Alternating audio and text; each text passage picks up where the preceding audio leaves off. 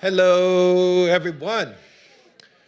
I am so happy that Kenzie Allen is here to read poems for us tonight. Yes. Thanks so much for coming. My name is Matt Donovan. I'm the director of the Boutelle-Day Poetry Center here at Smith. I definitely want to extend a special welcome to everyone who's joining us online, too. We've been looking forward to this event for a long time. I'm incredibly excited to be hosting poet and multimodal artist Kenzie Allen this evening. Kenzie's book, this beautiful, extraordinary book, is a wrought, complex, deeply moving, and truly profound collection, one that continues to reveal itself no matter how many times you return to it. I'm so thrilled that she's here to share her work with us tonight. Kenzie also had a really wonderful lunch with some Smith students. We talked about things like poetry and poetry prompts, and also AI, and also which horse cartoon was the creepiest, which there were strong feelings about. I'm also really happy to have Michael Mercurio here with us tonight as well. Michael, yes, yay! Michael first introduced me to Kenzie's work several years ago, and I will always be grateful for that. And Michael will be introducing Kenzie and then in conversation with Kenzie up here after the reading. I want to thank our wonderful and numerous co-sponsors of tonight's event. That is the Smith College Lecture Committee, which directly contributed funds for tonight's reading, American Studies, the Department of English Language and Literature, the Office of Equity and Inclusion, and the Study of Women, Gender, and Sexuality. I want to thank Northampton's own independent books seller, Broadside Books, for selling copies of Cloud Missives tonight. If you didn't buy one, they'll be available after the reading too. They're on sale back in the atrium. And also, after the reading, whether or not you buy a book, I know I say this every time, but I really mean it all the time. If you just want to come up and say hello to Kenzie, if you have a question, if you want, we have postcards of Kenzie's work in the back. Just come up and say hello as well. She'd love to meet you. It's one of the things that I've been hearing over and over again from Kenzie is just how excited she is to meet the community and Smith College students. As always, I want to thank Tom Kleitis for streaming tonight's event online. My English 112 students were more than halfway through the semester, so I think you have it down, but the QR codes will be posted toward the very end of the night. If you have any issues with that, please see me or Nicole, and we can help you out with that. And it is now my pleasure to introduce Michael Mercurio. Poet, editor, and occasional critic, Michael Mercurio lives and writes in Western Massachusetts. His poems and his interviews and reviews have been published or are forthcoming in Palette Poetry, Thrush, The Common, Cream City Review, Sugar House Review, Lily Poetry Review, and elsewhere. Michael's the founder and curator of the truly excellent virtual reading series called What the Universe Is. If you don't know it, I really strongly encourage you to check it out, where established and emerging poets read together monthly on Zoom. In addition, he posts regular dispatches on his Substack, A Slight Case of Overthinking, including close readings of notable poems and musings on life. Since 2019, Michael has been a member of the planning committee for the Tell It Slant Poetry Festival just over the river in Amherst, held each September at the Emily Dickinson House. So I attended the Tell It Slant Festival this past year, in addition to many other years, but this year I heard a staff member there proclaim that Michael should have bestowed upon him the title of Lord Mayor of Poetry. I have two things to say about that. One is that I do think all the poets in the Valley should chip in together so we can buy Michael a sash that is emblazoned with those words, and we should require him to wear it. And the second is that even though that's obviously a joke, that joke stems from all the myriad ways in which Michael is absolutely indefatigable in his passion for poetry and his own writing, and in his direct support and generous championing of the work of other poets. It is really wonderful to have Michael with us here tonight. Please welcome to the stage, Michael Mercurio.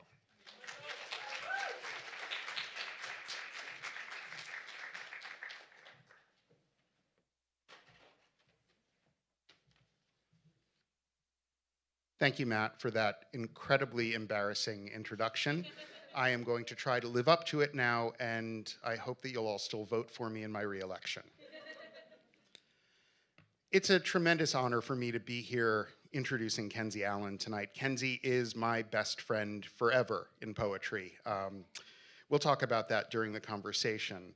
But I want to tell you a little bit about my first encounter with Kenzie Allen's poetry, which came in 2017, when the poet Ricardo Montaldo organized a series for the 92nd Street Y that was called The New Colossus. This series, which took its name from the Emma Lazarus poem that is emblazoned on the Statue of Liberty, invited notable emerging poets to respond to the actions that the first Trump administration was then taking against immigration and immigrants. Maldonado's invitation to participate was extended not only to poets who themselves were immigrants, like Kaveh Akbar and Jenny C. and Paul Tran, but also to indigenous poets like Craig Santos Perez and, yes, Kenzie Allen. I'm grateful to Ricardo for his broad and inclusive vision. Not only did it deepen my understanding of whose participation is vital in conversations about America, but it introduced me to a poet whose work and mind would become as essential to my own writing as imagery, sound, and form. Rooted in the experience of the indigenous residents of what eventually became America, Kenzie's poem that was included in the New Colossus, titled Forests of Home, No Longer Home. It's earth you walk on, lined with greed. It's just history. If you bleed on it, it's yours. It's just land, so walk on it. It's just a neck, so walk on that too. But you who freedom yearn, on the edge of the woods we welcome. The poem is 14 lines. It's a sonnet. And it begins with the disruption of legacy, the imposition of unknowing on the succeeding generations who have been displaced by the arrival of the Europeans. And the sonnet ends with the refusal to surrender, as embodied in the values of the first peoples and indigenous understanding that humanity is part of, not apart from, the world. What hangs suspended on the thread between these two elements is the complicated history of post-settlement indigeneity, the removal of people from the land that they knew and stewarded for generations, the internal migration for better work that echoes both the great migration of Black Americans and the whitewashing of their histories, as well as the later waves of European immigration that followed the initial expansion of European powers to this hemisphere. I knew upon reading this Kenzie Allen poem that her poems would be deeply humane in their refusal to step away from complexity, that her poems would function not by telling their readers what to think or how to feel, but rather would oppose reduction by opening doors of possibility. This particular poem is remarkable, however, because it also contains an invitation, a refusal to turn away from the arrival of strangers, from the responsibility to provide a welcome rooted in peace. I learned over dinner with Kenzie last night about the Haudenosaunee Edge of the Woods ceremony, which informs this poem, as well as Kenzie's commitment to inviting the reader to meet her in her poems, something I've been privileged to witness throughout our friendship. If you've already snagged a copy of Cloud Missives and taken the time to explore it, you'll recognize the truth of my statement. If you haven't gotten a copy yet, please do see the fine folks from Broadside Books before this evening is over. They will be more than happy to sell you one or more copies of this book. They make great gifts. Many of the poems in Cloud Missives continue the work of But We Are Still Here, enriching the poetic conversation with the experience and perspective of an Oneida descendant. Poems such as How to Be a Real Indian, and the series that contains In Which I Become Tiger Lily, In Which I Become Earth Mother, In Which I Become Pocahontas, and In Which I Become Sky Woman. These and other poems in the book engage with tropes, both cultural and pop cultural, about indigeneity. And in these poems, Kenzie's tremendous wit serves as a scalpel, slicing deftly through layers of unexamined cultural assumptions to reveal a truth that has been obscured for too long. That's not the only work being done in Cloud Missives, however. There are also poems rooted in Kenzie's training in anthropology and in opera, and there are love songs galore. Each of these poems teem with emotional and intellectual insights, and when you engage with them, you're invited to experience the richness and complexity of the world in a new way. It's my pleasure now to invite Kenzie Allen to the stage.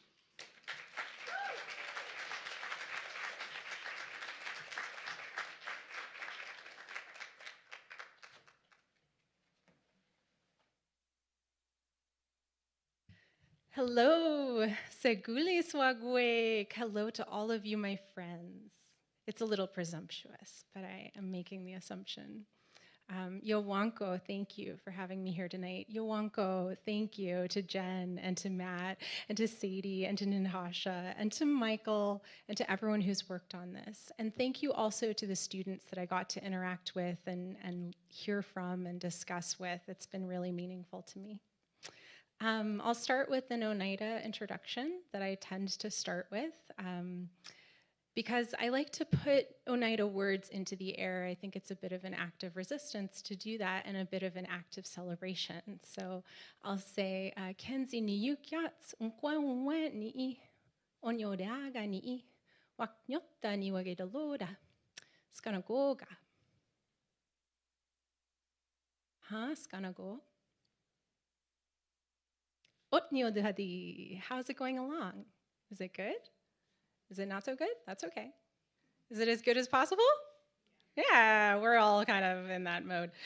So I said, my name's Kenzie. I'm Oneida. I'm Haudenosaunee, and I am Turtle Clan. Yeah, and I also Wagajanuni Jiwiskwagedot. I'm so happy that you've all made it here tonight. So I guess I'll start a little bit about Cloud Missives. It's a book that has 4 sections. The first section is pathology, about what the body holds of our memories and our favorite ways, and what the body can hold of trauma and violence as well, and how it heals. The second section is manifest, referring to manifest destiny, but also manifesting the self, as Michael was mentioning, in the wake of pop culture stereotypes. The third section is the letters I don't send, which is about what if you took on the moniker of every mean name you've ever been called? What kind of power could be there? So that's about taking on the mantle of the evil queen and other femme fatales. And then we have love songs. So I might read a little bit from each section tonight. And I'll start with a poem about missing and murdered Indigenous women. So this is in honor of all the survivors. Red Woman. If I am blood ruled, let it be. As every pinch of tobacco taken from medicine pouches and forcibly tucked under the white shirt of a 13-year-old girl, now empty, even of prayer, or a girl whose last sight is the river, or a girl whose last sight is the river, or a woman whose last sight is the anger even before the river, or a boy who grabs a knife and calls the cops and tells them his own description. I tell you, that's despair I know well. I'm cuter with my mouth shut, sexy with 2 black braids. The words sound better when I don't speak them at all, so they tell me. I'm all anger and bad giver, a riot waiting to happen in that short little skirt, they say. They ask me to wash my hair in the river, to see what it would have been like. Smile, they say. Those braids are dangerous. They say, where are you walking so late at night?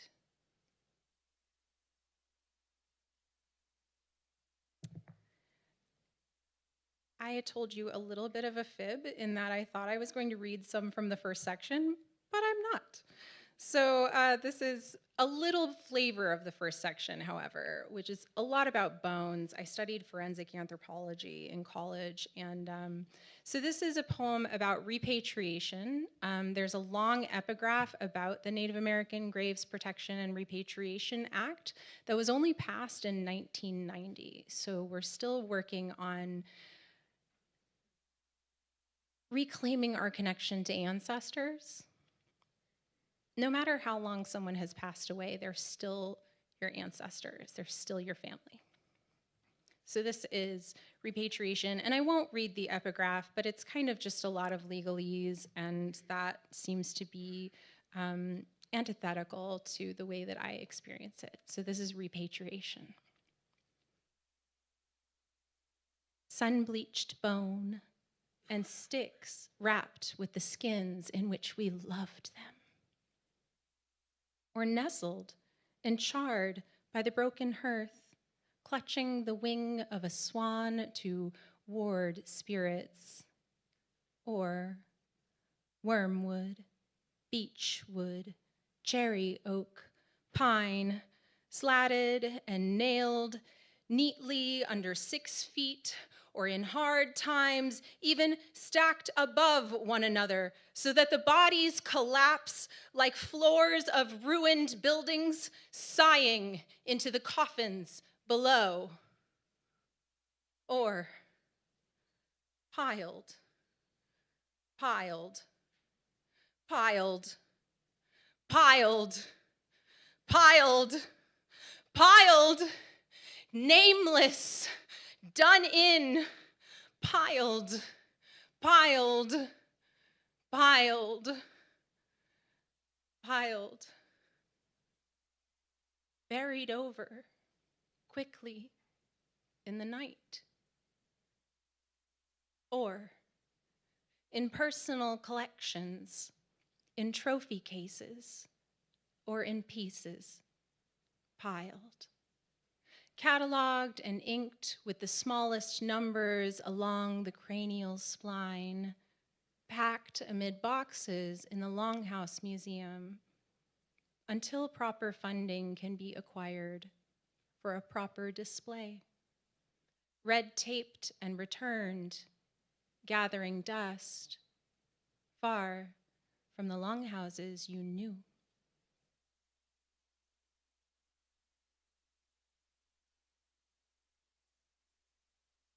I didn't think I was going to read this one, but since Matt talked about this poem quite a lot with his class, I think I'm going to go ahead and read How to Be a Real Indian. True story, all of this, by the way. All of it. The first time someone asks you how Indian you are, lie. On the blacktop, the soccer field, tell them 100%. Your grandmother lived on the res, or you were born there, hooked up to machines running on bad generators in a bad hospital in a bad part of town. Say you dream in Oneida at night. Show and tell them Rose Rock and Kachina. Give them exactly what they ask for the first time.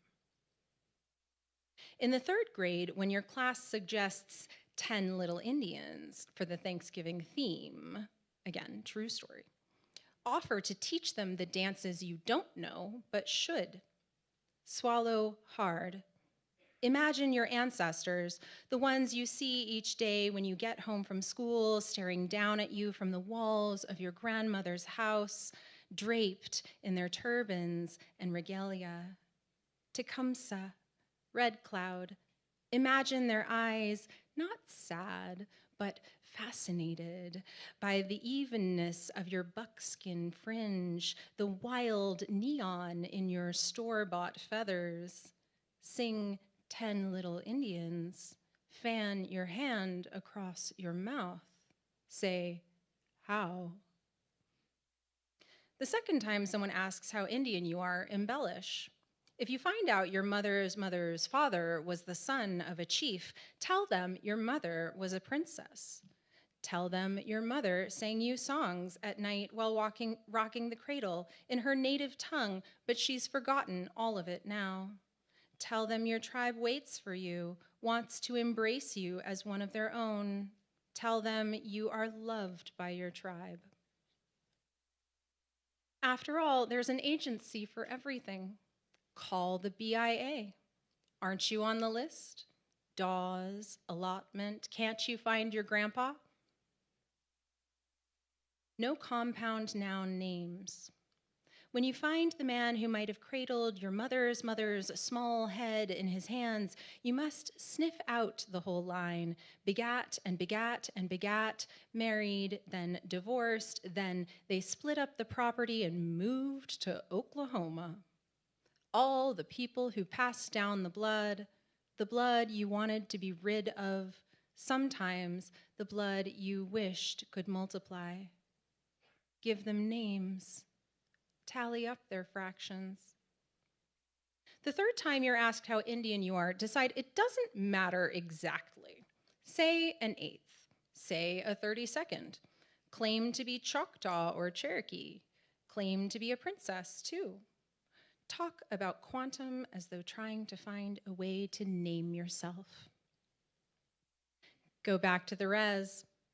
Brenda's gotten clearance to open up a bar just in time for your coming of age. Take your white boyfriend and play pool with him amid a cloud of smoke, where he will chat up the locals, where he will talk about enterprise and fair trade.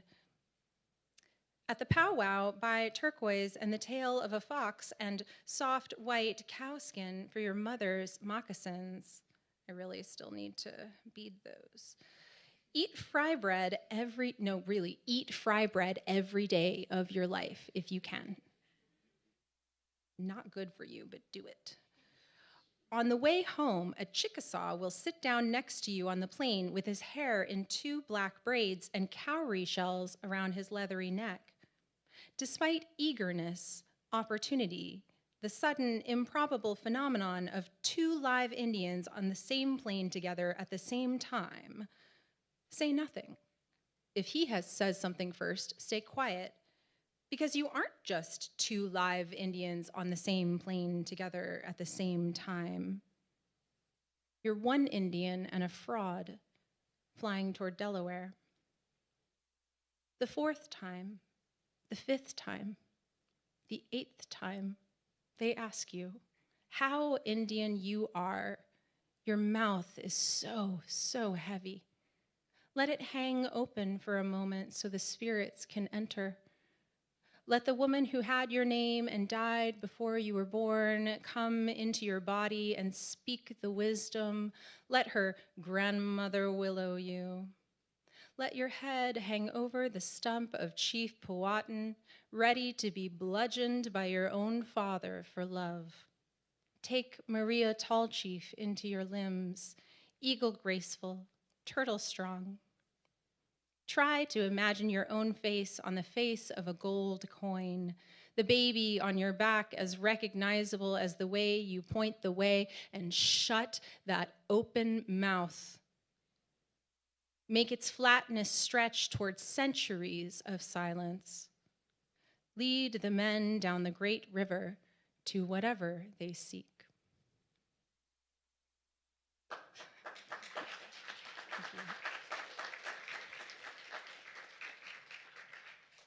I think we need a little levity, so how about an Indiana Jones poem?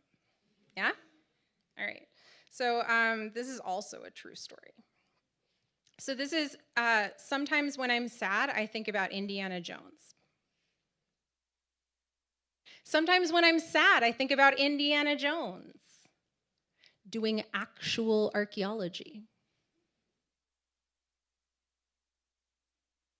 Setting up a grid system, settling tiny spears into the red clay at every corner, strung white line dangling above invited earth. In this scene, he shakes hands with a cragged Cree whose face holds its own stratigraphy. What is found there will be time immemorial. Disregarded, a land bridge is far more appealing. And in this one, Indy has a soft mouth, easy with apologies, and the temple isn't always coming down around our ears. In this one, Professor Jones, dashing in glasses, teaches a whole entire class. And without even once mentioning the word discovery.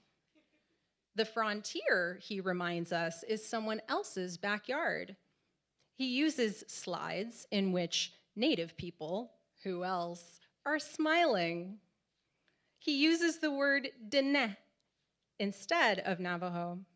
Says Saguli to a woman with long dark hair sitting in the chair's chair. He does all the work he's asked to do. He grades his own papers. He applies for grants and pins each rejection letter to his office door. In this one, he is a young man who does not pick up arrowheads. In this one, he surveys the burial mound, adjusts the transit with gentle hands, maps each contour with wonder before setting shovel to soil. He Munsell charts the colors of the earth like paint swatches, the kind he put up on the wall last week at his wife's, oh fine, my request. In this scene, he does not light the bar on fire. In this scene, he ends the chase early before the fruit cart is overturned. In this scene, he looks out for his Indian guide. There was that one time he returned some glowing rocks generously to their mother tribe. So maybe in this one, he stops at the entrance.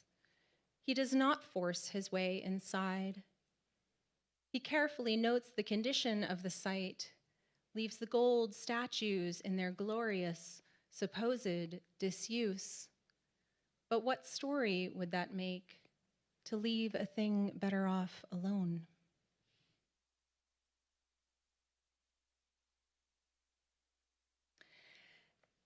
And then I said I would read this one because I thought maybe this audience would know what I was talking about. The 1996 movie Pocahontas. Yeah?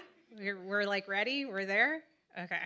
All right. I have so many thoughts. Okay. So this is in which I become Pocahontas, or it's in which I become, and then in parentheses Pocahontas, TM, because again, we're talking about the Disney's Pocahontas, not Matsuoka, just to be clear. So this is in which I become Pocahontas. Well, what else would I paint with?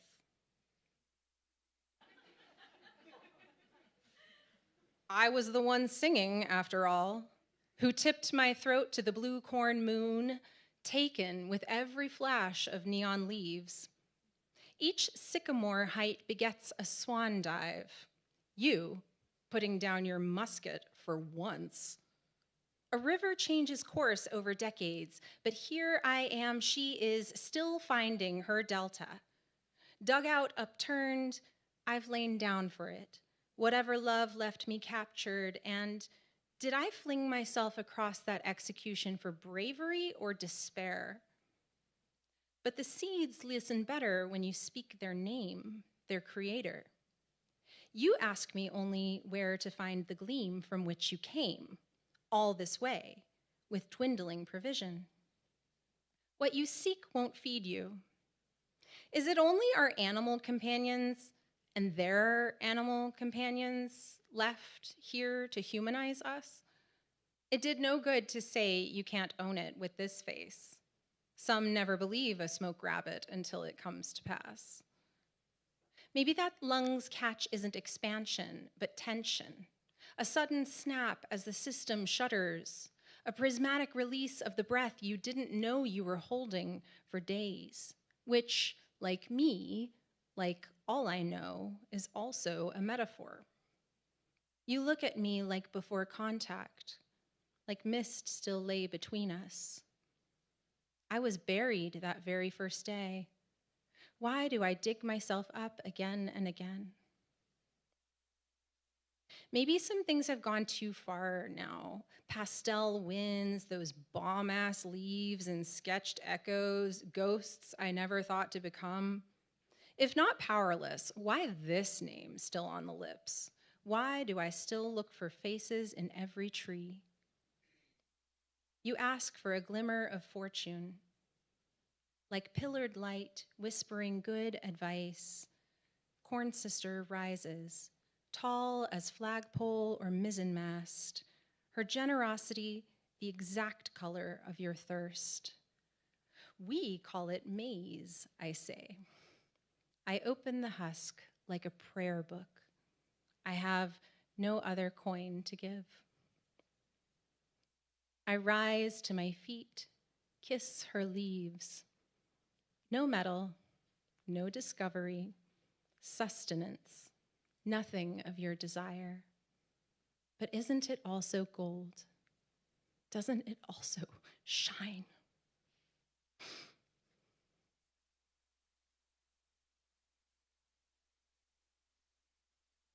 I was going to read some letters I don't send, but I'm sort of like not in the mood. So we're going with the vibes today. Okay, so this is Love Song to the Man. I'm going to skip ahead to some love songs. This is Love Song to the Man announcing powwows and rodeos.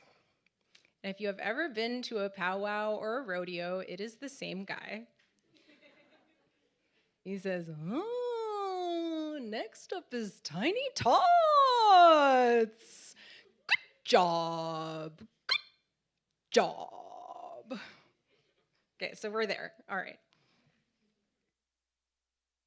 How your voice over salted flanks licks tender. And when you say, young ones are future, pitches left like making room. And when you name the horses, booms low, storms a kick-up moan, chases them down as spotted silverfish in a round pen quarrel, then shoot back out the entrance, spotlit and away in a shuddering. Name me a jingle dress in neon and gold leaf. Bespeak moccasins for my turning feet, with my mother's best beading.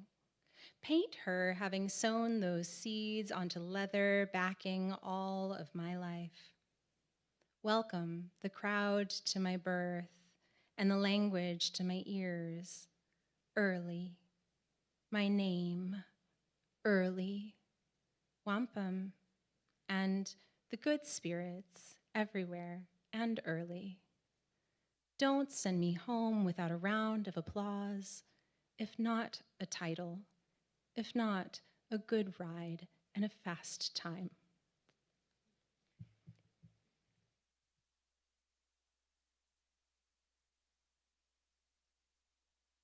So I always like see people doing that where they flip through the books and I'm realizing they just like sort of lost track of things, and I've just done that. Okay, so this is Love Song to the Alpacas of Solomon Lane. Solomon Lane is a street in my hometown of Midland, Texas. So I need you to try to imagine some alpacas, like full-coated alpacas, just hanging out in a random yard in West Texas. Very ubiquitous there. They do have friends. I checked on them recently. They're still there. They have miniature pony friends that hang out with them and keep them company. So this is the love song to these very specific alpacas of Solomon Lane. I know nothing about alpacas. I feel like I need to preface that. You know nothing of stars. A low black river borders the field, and a sturdy little fence you arch across with your precious skull and your ludicrous eyelashes, should a child approach with carrots or careless hands. You don't know the ocean or the end of that road, the bubbling cloud of ash thrown up by dirty bombs, what a human can do to another human, or to anything else, really, that gets in its way. The piles of glittering shards left over from the jeweler's perfect cut. You don't know the way they call us gone. Don't know life as illegal.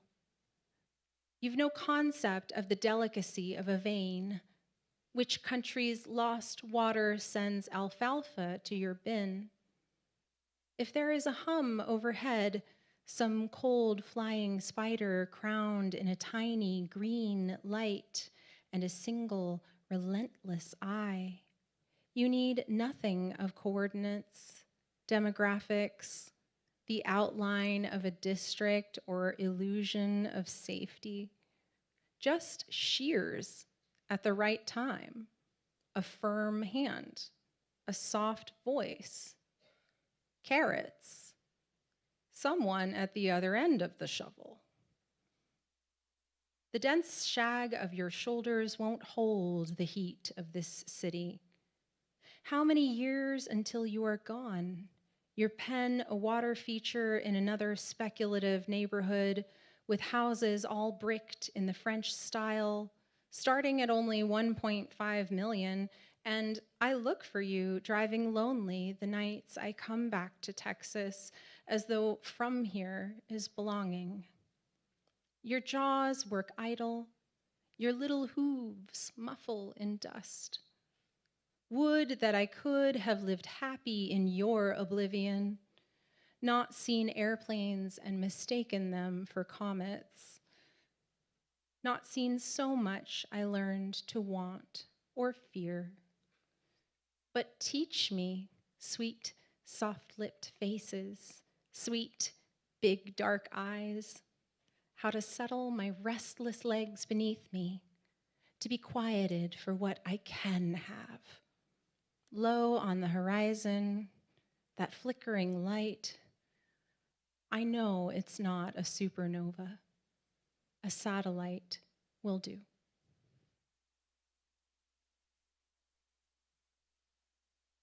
I think I'm going to read a couple new ones. But it went away on my phone, so it's going to take a minute, so it's very unprofessional of me. Okay, where are we? I'm going to read the AI poem that I talked about today, which is called,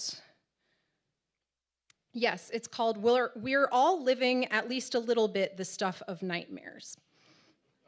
Okay. So this is a project that has internal titles, so the title will come up again. But this is specifically about AI, and again, it's a true story. I buy 3 paintings of rabbits for her rabbit-themed room. This is my daughter. On something approximating canvas, rolled up to its smallest dimension, the rabbits arrive, ready for spring, wearing sun hats, holding florals, in 6-toed paws. Uncanny Valley, or Entropy's Evolution. The children's cartoons, all algorithmic, everyone yelling all the time, too bright, fast, loud, chaotic. Is anyone, the children, the grown adults in butterfly costumes and dealy bobbers and ubiquitously friendly overalls, really getting anything out of this? The wheels on the bus and another influencer of the month peddling itsy bitsies and rhetorical questions my child never answers, outside the occasional hop bunny, quack, quack. Seasons change, the butterfly tells us. And so the geese have returned. In the parking lot of the university, she calls a goose a duck, quack, quack. He might be offended if he knew, or he might agree the whole thing is a false construct. Signifier and signified, and the notion that he's a Canadian anything. But come on, she's got the gist of it. The outline of a feathered body, leathered limbs, sinuous neck, of course, the telltale bill in lieu of beak. The strawberries on her sleepwear feature white, not yellow, seeds. And also, it would seem black holes where the seeds should be. I don't have that phobia about holes, or I thought I didn't have that phobia about holes, but we're all living, at least a little bit, the stuff of nightmares. The rabbit's eyes are limpid as anyone could wish, perfect ratio of eye socket to skull. And the paws, merely recognition of a rabbit so rabbity as if it began to outgrow best in show. In fact, to ask us if this isn't the real ideal, the most rabbity rabbit of them all. One night, as storms roll overhead, in the crackle, hiss, whisper of the electronic monitor, that new song of her deeper sleep, her presence and her absence, I dream of lightning striking the rabbits, illuminating their bones as if by machine, all their excess lit up and beckoning. And I will finish with one poem that I have to find again. This is so not cute. Not cute.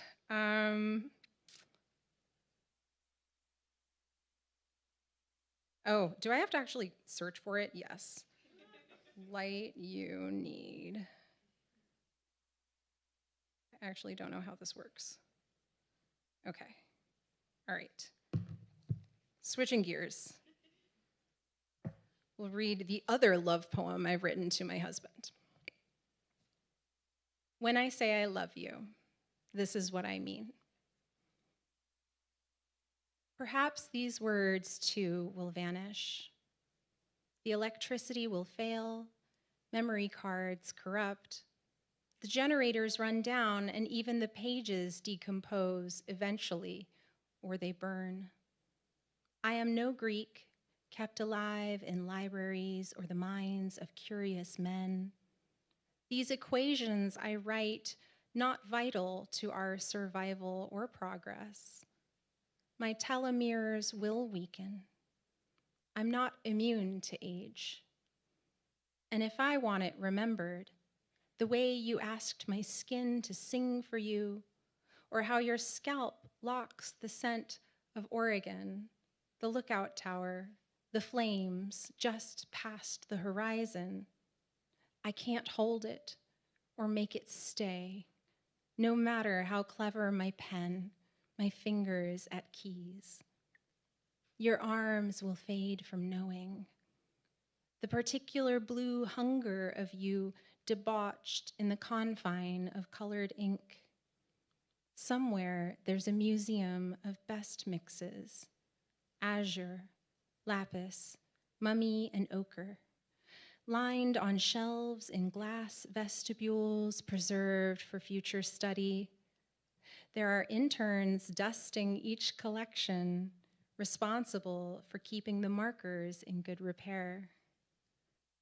So if I am the servant, whittling time, only to have it return out of knowing, if my body stains the air and settles on cruets or seeps into rags to become the perfect brown dunes and their shadows, my innards, the crimson cloak on a worshiper, if I am the pigment and the vessel, why not blue? Why not the light through the fogged air of that mountain? Why not memory engraved in something stronger, a stone arrow to arms that were and are good? Thank you. You're welcome. Wait.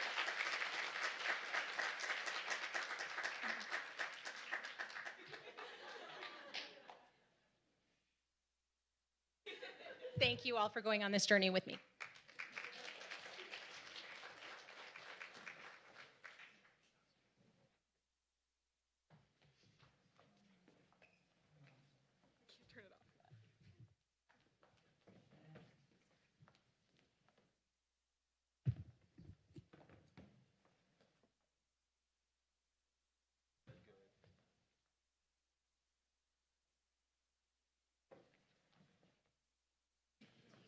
This one on.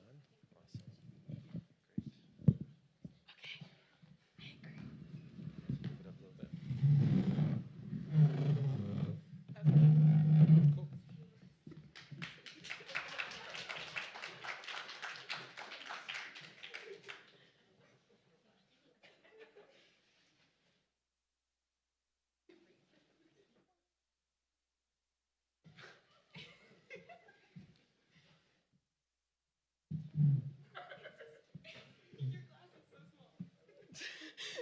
My glass is very small because I am not the focus here.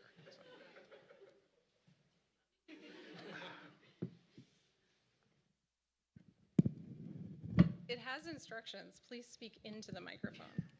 Okay. I was very confused.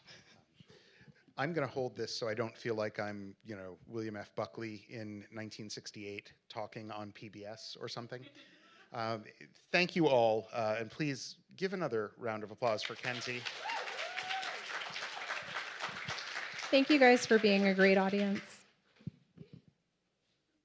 I'm a little overwhelmed sitting here across from Kenzie because As I mentioned, Kenzie and I have been friends for some time. We met in 2017 on Twitter, back when Twitter was a site where you could actually connect with people. Twitter used to be cool. And yet yesterday was the first time we met in person. Yeah. So it's been a long time, and we do talk frequently, sometimes multiple times a day, but life had conspired to keep us not in the same physical space until just yesterday. So, you guys, internet friends are real. We're real. But it feels like the culmination of a long and wonderful evolution of friendship to be sitting here across from you and to have the chance to talk to you tonight about the work that you do and the community that you have helped build. So I don't know where to begin, so I guess I'm just going to start at the beginning.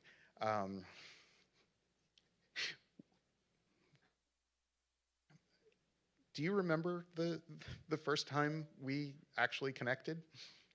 I feel like this was like during a time period where there was like a lot of activity on Tumblr too. Like I feel like there was like the end of the Tumblr. Yeah. I see your face right now. You're like, really, Tumblr? Let it be noted that there are people in the audience hiding their faces in their hands now.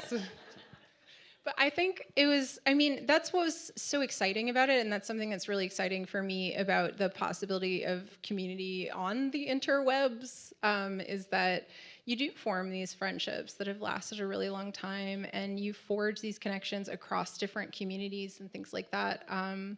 And then after that, we went on an adventure of like a lot of different, then it was Facebook, like Facebook was cool for a while, and like with the groups and stuff, and now it's just everything's terrible. Yep.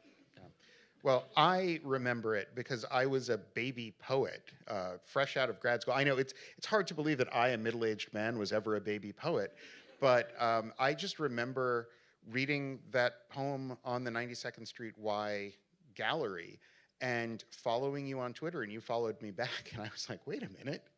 That was really early on in my Twitter, to be fair. Like that was. It was.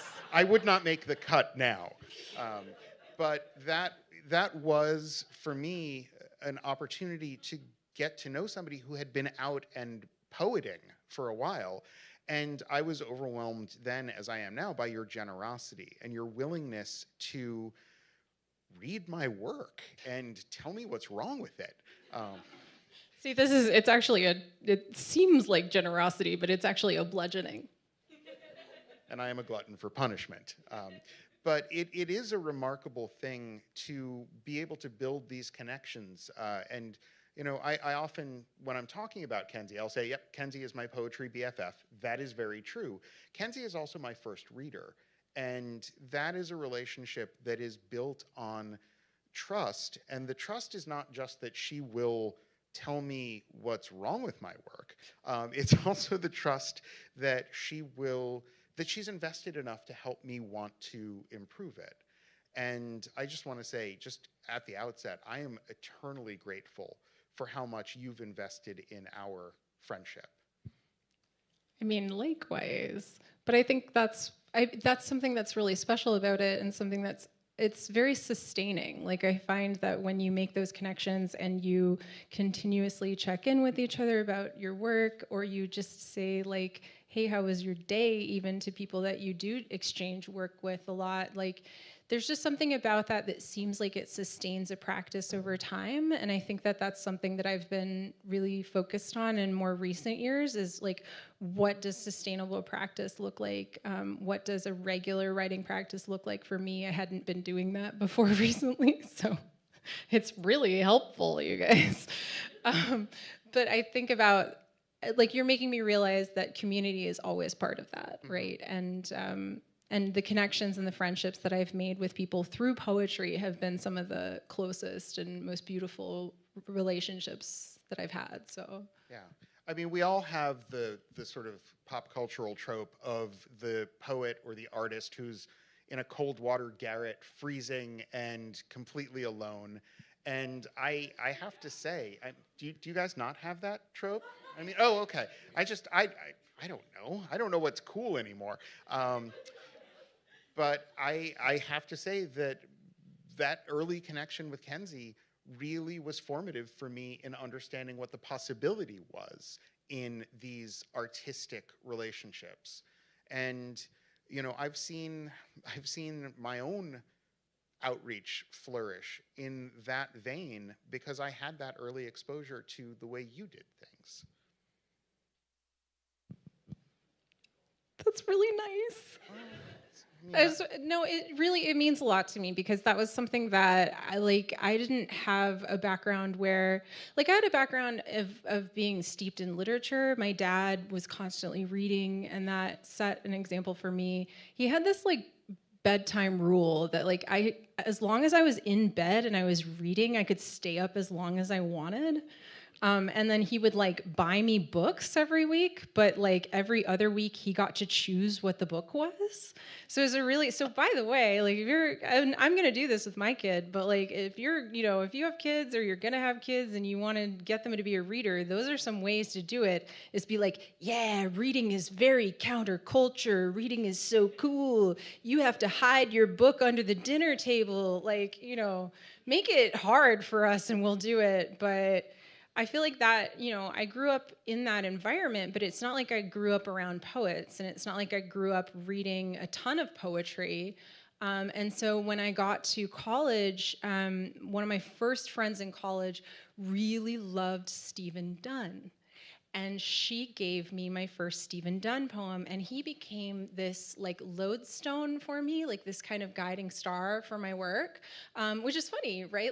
Oh, weird old white guy, but weird old white guy who loves basketball and dogs. And gambling. You have to love a Stephen Dunn dog poem, right? But this man had a tenderness to him that was just so incredible. But her giving me that poem was her giving me the gift of becoming a poet eventually. The act of giving your friend a poem is so meaningful, and it creates this beautiful moment where you can discuss the thing. You can hate on the poem together if you want. That's okay too. But it's just that kind of generosity. I think that that introduced me to the idea of poetry as generosity. And I think that has served me well since then. So I have to give a shout out to my dear friend, Charlotte Seaman Wynn, who first gave me my first Stephen Dunn poem and my first Patty Ann Rogers poem. And the Patty Ann Rogers poem was The Question of Affection. And if you read that poem and then you read the first section of my book, you will be like, oh, so you just basically copied Patty Ann Rogers for the entire first section of this book. Cool. Great artists steal. I mean, so it was just a revelation, I think, to realize that poetry could be something that started a conversation with someone that you were wanting to connect with. Well, that's actually an interesting pivot, because your poems are conversational. When I read your poems, I feel as though you are inviting me into the conversation.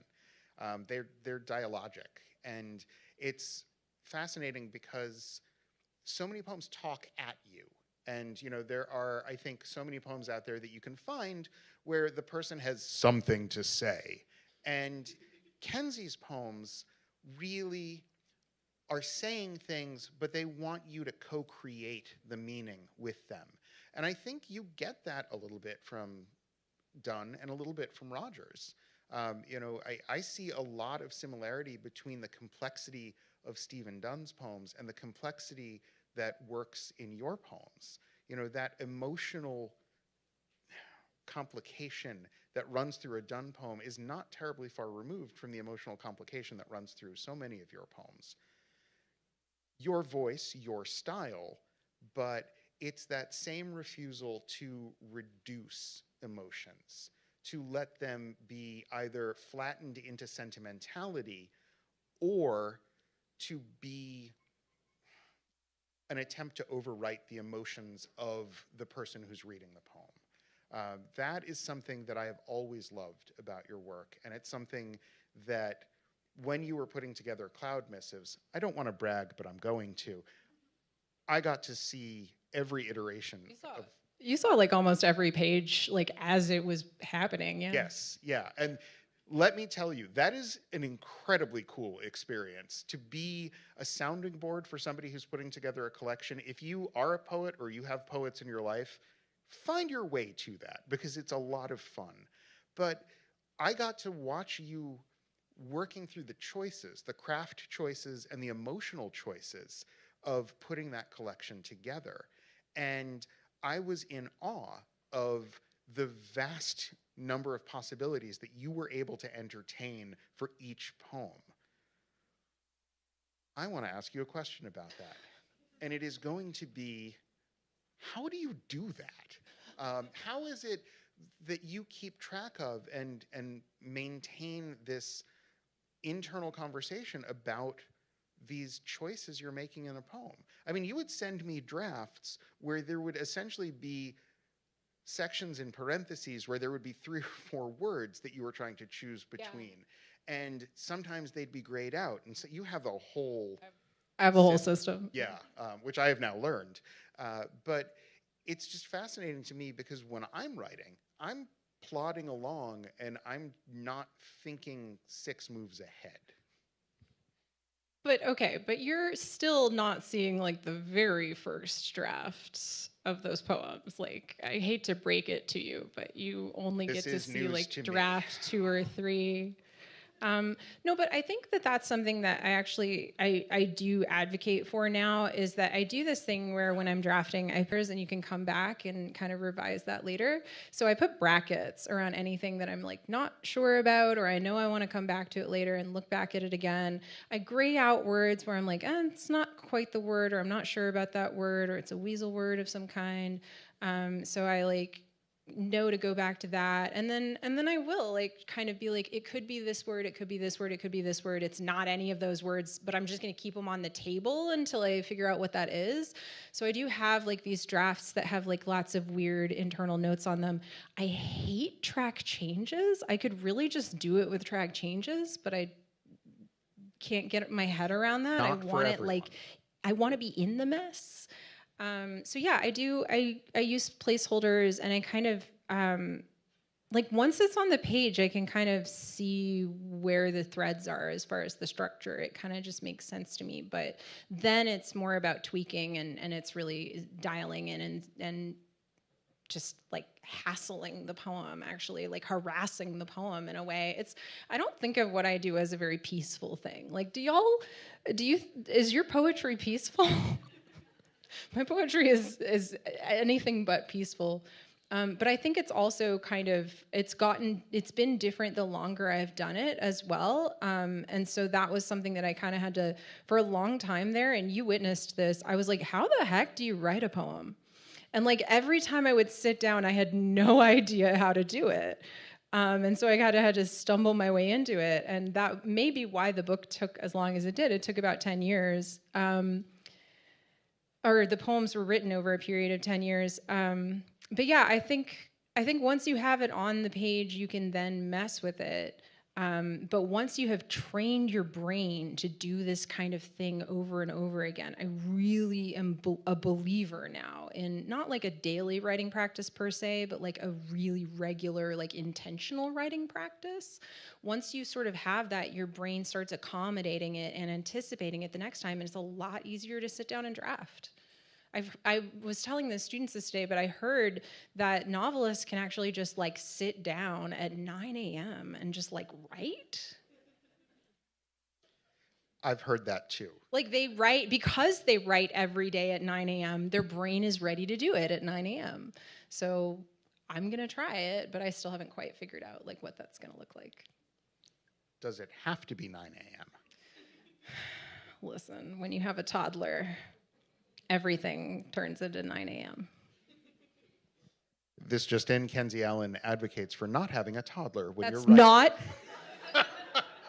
There's absolutely No. And I am not what was said. I am a big believer in your toddler. She's great. She is great. She's cool.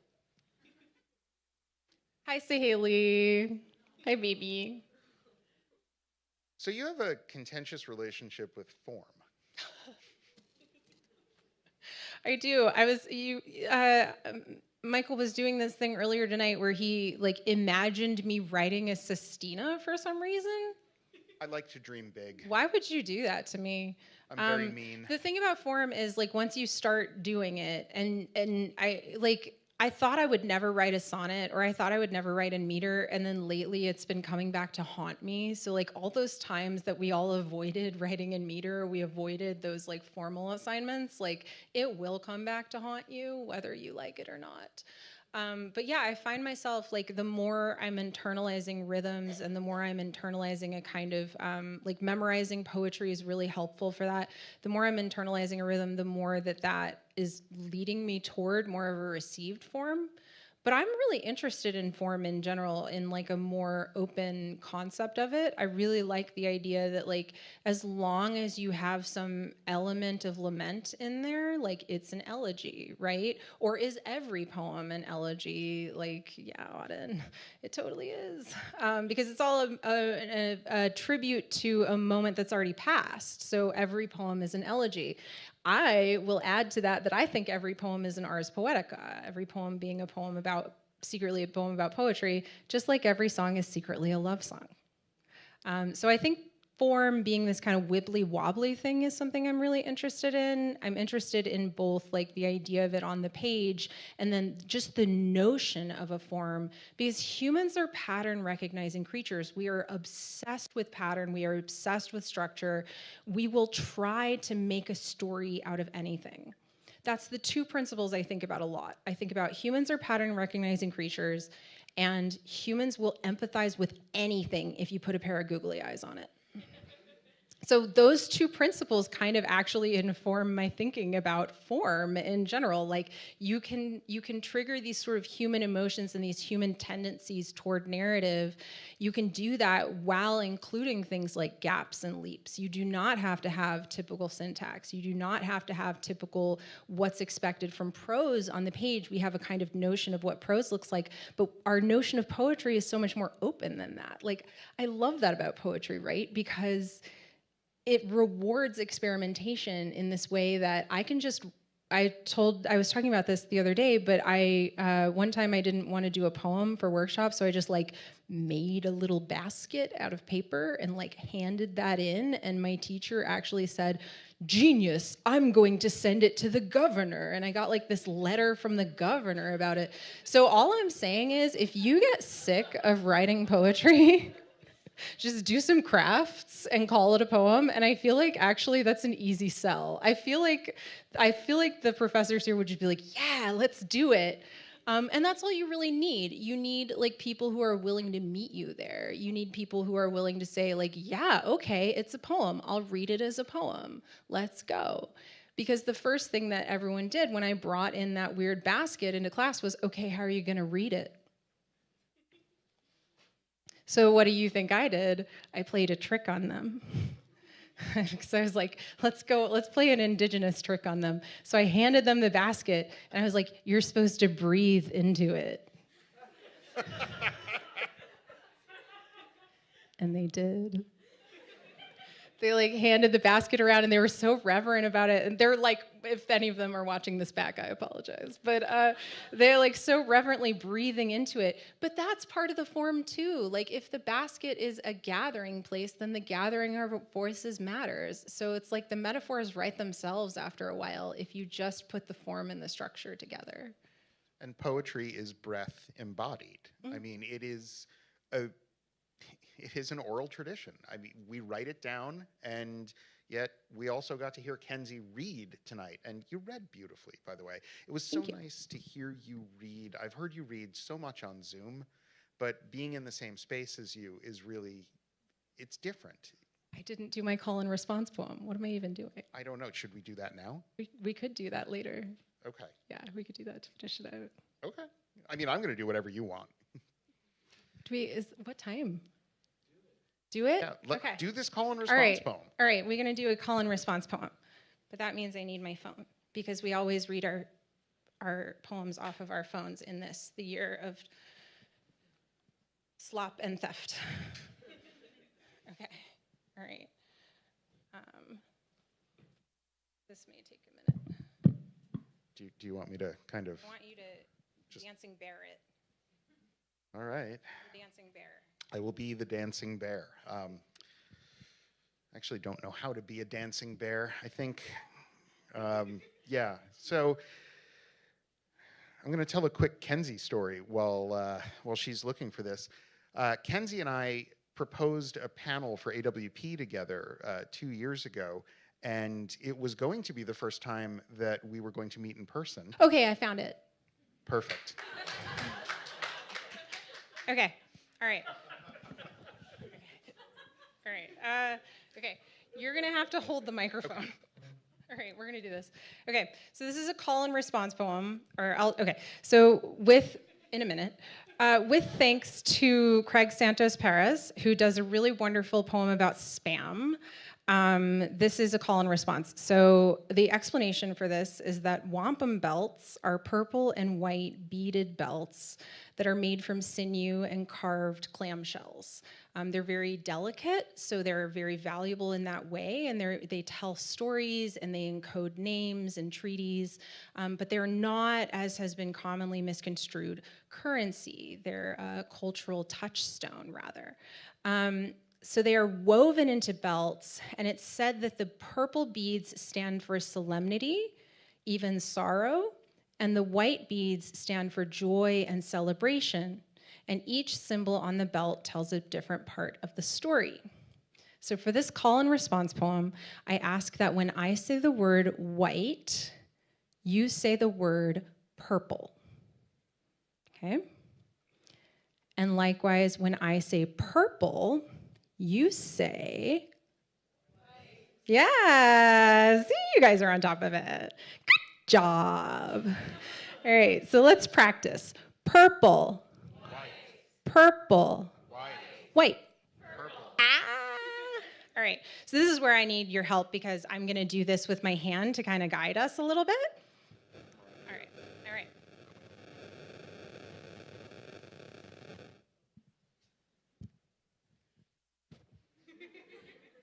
Thank you, Abby.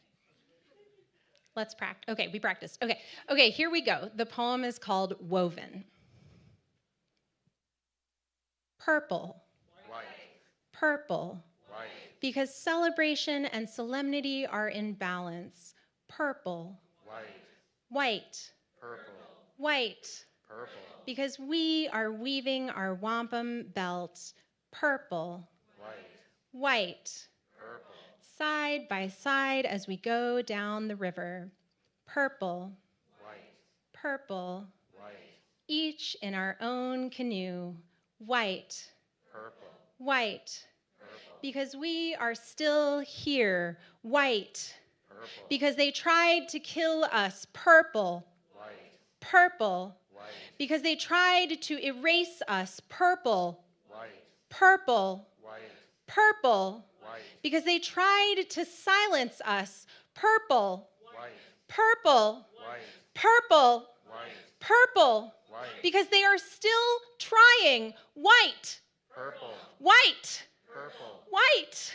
Purple. White. Purple. Purple. White. Because we honor the shells. Purple and White. in all their faces. White and Purple. their phases like the moon. Purple. White. How she pulls the tide. White. Purple. How she cradles their bodies. Purple. White. And our bodies. Purple. White. Because we are weaving together. White. Purple. Ourselves together. White. Purple. Together ourselves. Purple. White. White. Purple. Purple. White. White. Purple. For solemnity and joy. Purple and White.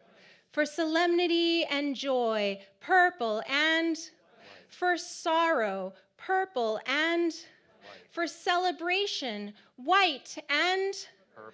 for all of us. Purple and White. white and Purple. purple White. white and we are telling the story.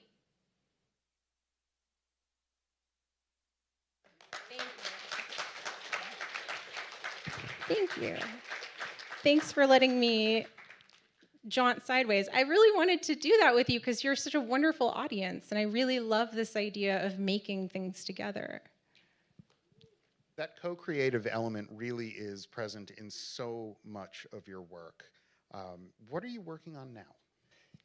Well, that particular poem comes from a project called Wampum that is completely unpublishable because it's too multimodal. We were just having a very long conversation about the difficulty of publishing multimodal work. And one of the tricks to that is make it reproducible in black and white because the color printing is more expensive. But as you heard, purple and white have to be those core colors for the Oneida. So how the heck am I going to do a book without at least a spot print of purple? So there's kind of a lot of moving parts to that, and there's kind of it feels a little bit like I'm just working into a dead end. But I think eventually, like, you know, Kelly Link actually started a whole press because she wasn't able to put out the kind of books that she really wanted to put out. Now, it's a lot easier once you get some, you know, social credit or things like that through the publishing process to be able to pivot and do that. But I've thought about that because it's like, where are we able to produce this work? I think it was Monica Ong also started a press recently in order to put out her multimodal work. So I don't know if I'm going to have to like do a whole press. I don't think that I have that in me, but I'm hoping that, you know, right now we are pretty much all of us are some form of multimodal native. Like we understand things in terms of multimodalities in the world that we exist in today. And so hopefully there's more room being made for those kinds of narratives. So I'm working on that, and I'm working on another book that's completely unpublishable because it's too long. And that's the one that the Rabbits poem comes from, is a lot about motherhood. You know how like women poets or like poets who become parents or become mothers are like, oh, I'm never going to write about that. I won't be one of those poets that writes about motherhood. And then as soon as you do it, you're like, I'm definitely writing all the poems about this. Because it's weird, right? Like there's weird stuff that happens and kids are weird. But like, it's about AI and like millennial parenthood and things like that. And also about the notion of matriarchy. So I'm really interested in kind of inheritance and the gift-giving culture that I come from. Well, is there anything that you want me to ask you that I haven't asked you yet? I know there are things you don't want me to ask you. There are. Maybe about anthropology and archaeology, right? Because I always like to promote that as like the best major outside of an English major, of course, or specifically outside of a poetry concentration, I have heard, which is the best major of all the majors. Is it a major? Is it just a concentration? Okay, well, it's the best one. And, but outside of that, anthropology is the other best one, because you get to you don't have to choose. You can just do anything and kind of call it anthropology, and it works. So that was my take on it, and I think that has served me really well in terms of being a kind of foundational space for my work. Because there are a lot of figures in there. There's a lot of like conversations and things like that. I think I'm just really interested in people. Yeah. I'm also I think you are too. really interested in animals. Well, you're also really interested in storytelling. I mean, a lot of your poems are strongly narrative. And I have a recollection of a conversation we had one day where you messaged me and said, "What is lyric poetry?" And I did not have a great answer for you. But your poems are strongly narrative. You do have this anthropological understanding of story as maybe the core human technology. Yeah. And your work thinking through AI is really a response to the disruption of that core human technology or the infiltration of that core human technology. But when I think about Cloud Missives, I think about how many of those poems are narrative, how that book is not, no one would ever call it memoir, despite the fact that Kenzie kept saying, this is a true story. Yeah, no, the whole thing is true. Yeah. But it's not memoir, and yet it's narrative, and you can trace the narrative arc of that book. There was something that happened like when I was putting the book together that I didn't really realize like what the book was until I had to do like this author questionnaire for Tin House, and they asked you like, tell us what the book is about in 200 words. And I was like, oh my goodness, that's a nightmare. But doing that was really helpful, actually. It really helped me align what I thought the book was about, but it also helped me realize, like, oh, wow, I thought it was about this other thing, but it's not.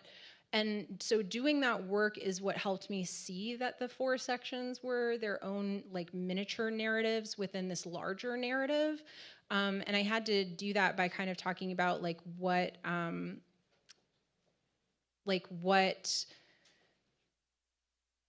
sorry, I'm a very visual person. It's not just you guys. There's like an insect on the stage too that I'm very invested in because of our. Then I say about the animals and stuff because of our non-human cousins, right? I'm kind of like, hey, but also if you land on me, please don't.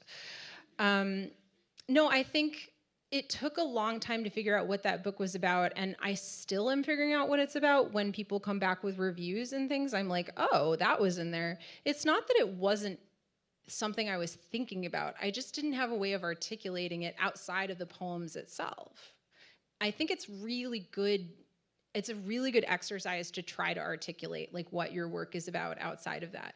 I recently asked my students to do project descriptions they're supposed to work on a long-term project as part of our class, and asked them to do project descriptions, and it was tough going because I think they were sort of like, what do you mean by that? And it's just writing down your thoughts. Like it's just writing down sort of a roadmap for yourself. And I think taking notes on your own work and your own poetics at any given time can be a really, really good investment in your work.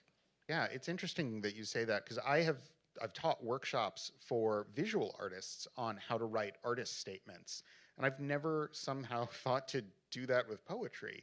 And you know, I've had friends who are screenwriters who have to have an elevator pitch, but we don't think that way in poetry. Part of it, I think, is because nobody's expecting to sell a poetry book in an elevator. Well, I will say the Tin House questionnaire actually had the phrase, "What's your elevator pitch?" Huh. Yeah. So it's a thing. I mean, the thing is, we are here to sell books at the end of the day. You know, please buy my book. But it's also, we're here to start that conversation with someone. That's what I really believe that a poetry book can do, is it can start a conversation with someone. And I really want to have those conversations with all of you guys. Like, I want to know what you go off and write, right? Like, I want to know what things would you write your love songs to? Like, that's something I'm so excited to learn about. So if anyone goes off and writes love songs after this, please tell me what you wrote your love songs to. In the same way that your work is in conversation with Stephen Dunn. Your work, all of you, those of you at home, those of you who are here, can be in conversation with Kenzie, and I think it should be. I think that's probably a good place for us to call it. Let's go. Let's be in conversation. Yeah. Get out there and write. Thank you guys so much, Yoanko. Thank you. Thank you. Thank you.